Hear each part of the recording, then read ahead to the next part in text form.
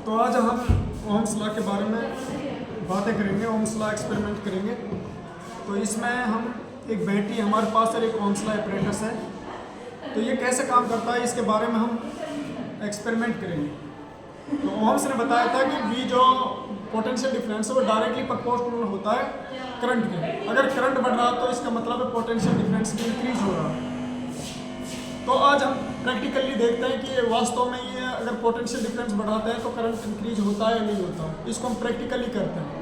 चलो हम करते हैं इसको और उसको कनेक्ट कर देंगे हम पॉजिटिव टर्मिनल से ओम्स लॉ के। फिर एक दूसरी केबल है हमारे पास, ब्लैक केबल है, उसको हम कनेक्ट करते हैं ब्लैक से और फिर इसको कनेक्ट कर देंगे नेगेटिव टर्मिनल से, ओम्स लॉ के नेगेटिव टर्मिनल से। तो यहाँ पे अब जो बैटरी के अंदर है जीरो पोटेंशियल दिखा रहा है, 0 वोल्ट्स दिखा रहा है। तो यहाँ पे तो हम इसको 2 वोल्ट्स पे लाते हैं, ठीक है ना। जब इसको 2 वोल्ट्स पे करते हैं तो जो ये रियोस्टेट है, जैसे ही हम इसको घुमाते हैं तो ये क्या जो इसकी जो निडल है वो घूमने लगती है। और फिर जैसे ही इसको और ज़्यादा करते हैं तो हम ये और ज़्यादा घूमने लगती है, क्योंकि जैसे रियोस्टेट को हम रेजिस्टेंस चेंज करते जाते हैं तो इसमें पोटेंशियल डिफरेंस और मतलब करंट में चेंजिंग आ जाती है।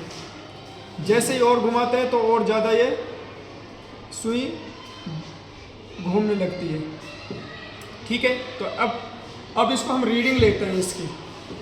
तो हम ये 0 पे करते हैं। हम लीस्ट काउंट देखते हैं। सबसे पहले least count of voltmeter. Least count of voltmeter क्या है, तो देखो इसमें जो हमारा ये 0 से 0.5 तक है, ये स्टार्टिंग हो रहा है 0.5, फिर 1, 1.5, 2, 2.5 और 3 तक जा रहा। जो मिली एम्पियर जो करंट का है इसमें 0 से 5 तक है, फिर 10, 15, 20, 25 और 30 तक जा रहा। तो इसमें जैसे ही हम लीस्ट काउंट जब निकालते हैं तो 0.5 है। ये क्या है, ये हम 0 से 5 तक ले रहे हैं, तो 0.5 तक के देख, क्योंकि इनका जो गैप है 0.5 का है, तो इसलिए हम इसमें जो ऊपर लेंगे 0.5 लेंगे। और नीचे कितना जो इनके डिविजन्स दे रखे हैं, ये डिविजन्स कितने हैं, ये डिविजन्स हमारे 10 है। 0 और 0.5 के बीच में कितने डिविजन्स है, टोटल 10 डिविजन्स है। तो इस 10 डिविजन्स को हम इसके बटे में लेते हैं तो क्या आ जाता है, हमारा लीस्ट काउंट निकल के आ जाता है 0.05। इसी तरह से हम लीस्ट काउंट ऑफ एमीमीटर का करते हैं। तो एमीमीटर में देखते हैं, एमीमीटर 0 से 5 तक है, 0 से 5 तक है। 0 से 5 तक हम इसको लेते हैं, इनका बीच का जो डिफरेंस है 0 से 5 तक है, तो हम 5 ऊपर लेते हैं और बटे में कितना लेते हैं, इनका लीस्ट काउंट कितना, यहाँ से यहाँ तक 10 का लीस्ट काउंट। जो डिविजन्स दे रखे हैं वो 10 दे रखे हैं, तो हम यहाँ बटे में 10 ले रहे हैं, 10 ले लिया। और जब इसको हम सॉल्व करते हैं 0.5, इसकी जो लिस्ट काउंट आ जाता है निकल के नहीं। ये वोल्टोमीटर है हमारा, जिसको हम V से डिनोट करते हैं, और ये एमीमीटर है, जिसको ये एम्पियर है हमारा, जिसको हम मेजर करते हैं, करंट को मेजर करते हैं एम्पियर में, ठीक है। तो ऐसे डिनोट करते हैं, इसको V से डिनोट करते हैं। V into list count, V गुणा में 0.05। ये क्या है, V है हमारा पोटेंशियल डिफरेंस है, और ये लिस्ट काउंट क्या है, जो हमने अभी लिस्ट काउंट निकाला था वोल्टमीटर का 0.05, ठीक है। इसी तरह से हम एम्पियर इंटू में लिस्ट काउंट करते हैं, एम्पियर गुणा में 0.5 जो लिस्ट काउंट था एमीमीटर का 0.5। तो अब इसकी हम रीडिंग देखते हैं। पहले अब ये दिखाना इसको, ये 0 पे है, तो अब 5 तक ला देते हैं, आधे में, हाफ में ले आया, जिसको हम 5 बोलते हैं। 5 डिविजन्स पे ले गए, और यहाँ पे भी ये किस पे आ गए, 5 डिविजन्स पे आ गया। तो V की जगह हम क्या रखते हैं, 5 रखते हैं इंटू में, और ये हमारा लिस्ट काउंट कितना था, 0.05 था, जो इसको मल्टीप्लाई किया तो 0.25 आ गया। ऐसे ही हम इसको एमीमीटर के लिए देखते हैं। एमीमीटर में कितना है, यहाँ पे 0 से 5 तक डिविजन्स हैं, 0 से लेके नहीं, यहाँ तो करेंगे आधे में 5 आ रहा है, तो हम यहाँ क्या करेंगे, 5 गुणा में 0.5 कर देंगे। तो ये इसको मल्टीप्लाई करते हैं 2.5 या एम्पियर, ये इसका करंट आ गया, और ये पोटेंशियल डिफरेंस आया था 0.25। तो जैसे ही हम रेजिस्टेंस निकालते हैं, जो हमारा रेजिस्टेंस का जो फॉर्मूला है निकालने का, वो V/I होता है। क्यों आया ये ऐसे, अभी मैं इसको कैलकुलेट करके बता देता हूँ तुम्हें। देखो, जो V होता है वो डायरेक्टली प्रोपोर्शनल होता है I के। अगर V डायरेक्टली प्रोपोर्शनल I की, इसका मतलब ये है कि अगर पोटेंशियल डिफरेंस बढ़ रहा है तो इसका मतलब करंट भी बढ़ रहा है। अगर पोटेंशियल डिफरेंस घट रहा है तो इसका मतलब करंट भी घट रहा है। अगर जब हम प्रोपोर्शनलिटी का साइन को हटाते हैं तो कोई कांस्टेंट वैल्यू लेते हैं, जैसे आर आ गया, ठीक है ना, और इसकी जगह ये गुणा में आई तो है इसके साथ। अगर आर की वैल्यू निकालनी है तो वी अपॉन में आई आ जाएगा, क्योंकि ये मल्टीप्लाई में था और ये जब इधर जाएगा तो ये किस में चला जाएगा, डिवीज़न में चला जाएगा। जो आर की वैल्यू आई वी अपॉन में आई थी, तो इसलिए हमने आर की वैल्यू वी अपॉन में आई यहाँ पे लिखी।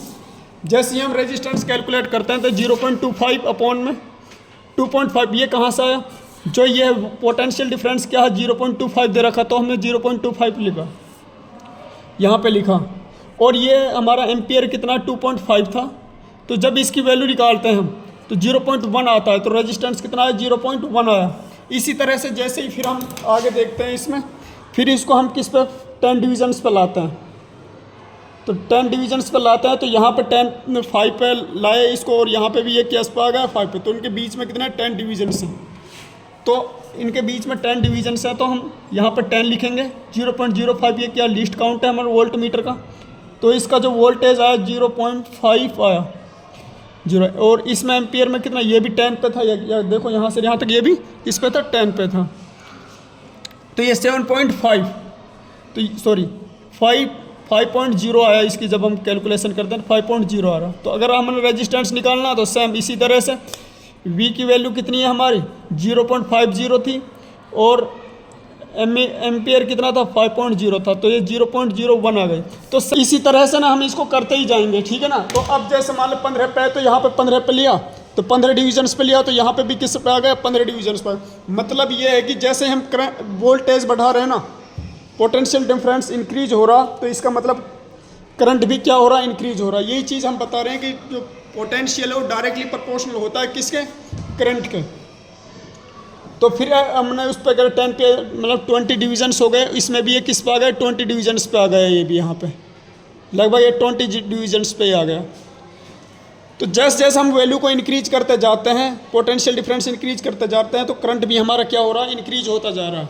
तो ऐसे ही हम इसको निकाल लेंगे, यहाँ तक हमने 40 तक निकाला है ऐसे, तो लास्ट में यहाँ तक रेजिस्टेंस पे हमारा 0.1 आ, क्योंकि इक्वल रेजिस्टेंस आता गया हमारा सारा। अब इसका जो हम ग्राफ प्लॉट करते हैं, वो ग्राफ क्या है हमारे पास, हम मान लेते हैं यहाँ पे आई है जो करंट को रिप्रेजेंट करा रहा है, यहाँ पे वी है जो पोटेंशियल डिफरेंस को रिप्रेजेंट करा रहा है। तो ये हमारा क्या है, ओरिजिन पॉइंट है 0, तो जो वैल्यू आई 0.25 वैल्यू आई, हमने यहाँ पे 0.25 वैल्यू किसकी लिखी, वोल्ट मीटर की लिखी थी यहाँ पे। और ये क्या है 2.5, ये किसकी वैल्यू है, हमारी करंट की वैल्यू है 2.5, ये हमारी किसकी, करंट की वैल्यू। तो ऐसे वैल्यू लिखते गए और यहाँ से इसको मैच करते गए। जब ऐसे ही करते जाएंगे तो एक सब्ट्रैक्ट बनेगी, लाइन ये बन जाएगी हमारी। तो इससे पता चल रहा है कि अगर ये स्ट्रेट लाइन बन रही है, तो हमारा जो, अगर हम पोटेंशियल डिफरेंस इंक्रीज कर रहे हैं, तो हमारा करंट भी क्या हो रहा है, इंक्रीज हो रहा। Thank you.